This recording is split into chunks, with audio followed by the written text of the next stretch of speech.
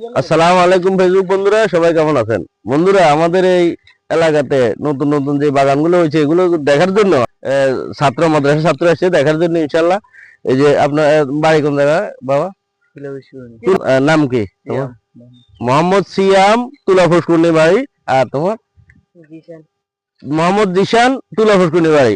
একই এক গ্রামের বাড়ি। তারা এখানে ঘুরতে এসে এই বাগানগুলো দেখার জন্য এসছে। তুমি কোন ক্লাসে? নবম শ্রেণীতে পড়ে। আর তুমিও নবম শ্রেণীতে? উনি হেফজখানাত পড়েন। মাদ্রাসার দুইজন ছাত্র আমাদের এই সুন্দর এই পরিবেশে ঘুরার জন্য আসছে, যে এগুলা দেখার জন্য। অনেক সময় অনেক স্কুল কলেজ ছাত্ররাও আসে। আমাদের এই দুইজন মাদ্রাসা ছাত্র আসছে ইনশাআল্লাহ রমজানের দিনে ঘুরার জন্য। মানে তোমাদের কাছে কিরকম লাগছে? ভালো লাগতেছে? পরিবেশটা কিরকম? হ্যাঁ, আগে তো মানুষ ভয়ে আসতো না, এখন কিন্তু কোনো এই ধরনের কোনো সিচুয়েশন নাই।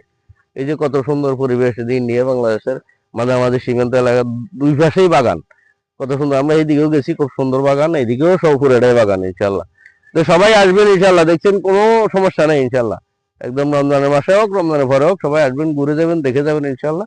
খুব সুন্দর পরিবেশ। ধন্যবাদ সবাইকে। আসসালামু আলাইকুম।